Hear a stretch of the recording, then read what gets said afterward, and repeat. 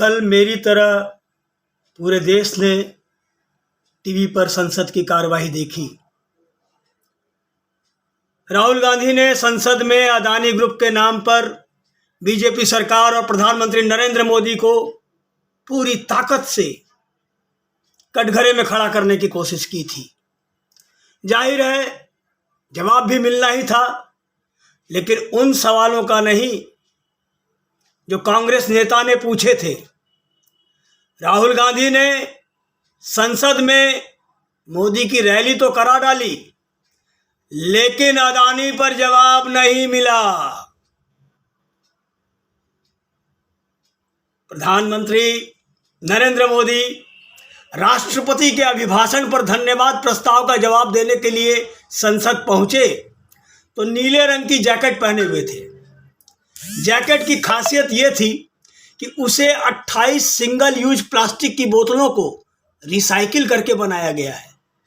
ये eco friendly jacket Indian Oil Corporation के chairman SM Vaidya की तरफ से प्रधानमंत्री मोदी को भेंट की गई है।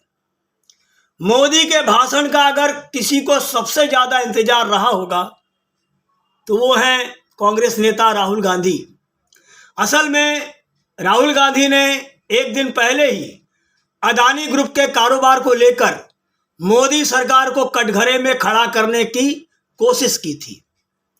अदानी ग्रुप के प्रमुख गौतम अदानी तो पहले से ही राहुल गांधी के टारगेट पर रहे हैं, लेकिन अमेरिकी एजेंसी हिंडनबर्ग की रिपोर्ट आने के बाद से वो और ज्यादा आक्रामक हो गए हैं। राहुल गांधी का हौसला बढ़ा है। रिपोर्ट के बाद अदानी ग्रुप के शेयरों में आई भारी गिरावट। हालांकि अब स्थितियां धीरे धीरे बदलने लगी हैं। वैसे तो राहुल गांधी ने मोदी सरकार से अदानी ग्रुप को लेकर कोई नया सवाल नहीं पूछा था, लेकिन संसद में मोदी शाह की गैर मौजूदगी में बीजेपी नेता काफी बेबस से लगे थे।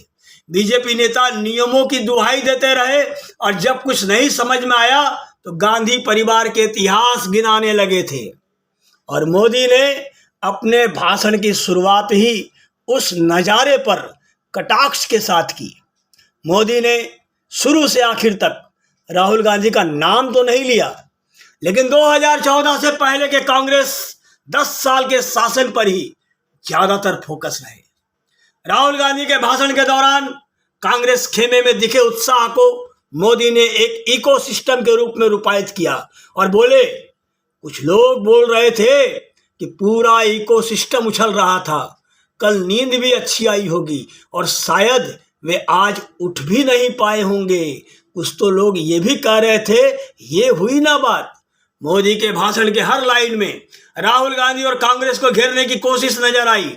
बोले, राष्ट्रपति के अभिभाषण के दौरान कुछ लोग कन्नी काट गए थे, एक बड़े नेता तो उनका अपमान भी कर चुके हैं। और फिर मोदी ने कहा, कुछ लोग कह रहे हैं ये कह करके हम दिल को बहला रहे हैं, वो अब चल चुके हैं और वो अब आ रहे हैं। बगैर जिक्र किए मोदी ने भारत जोड़ो यात्रा पर भी रिएक्ट कर दिया, लेकिन अपने तरीके से। मोदी ने कहा, कश्मीर से कन्याकुमारी तक 10 साल आतंकवादी हमले होते रहे। दरअसल 2004 से 2014 तक के कांग्रेस के नेतृत्व वाले यूपीए शासन की तरफ प्रधानमंत्री का इशारा था।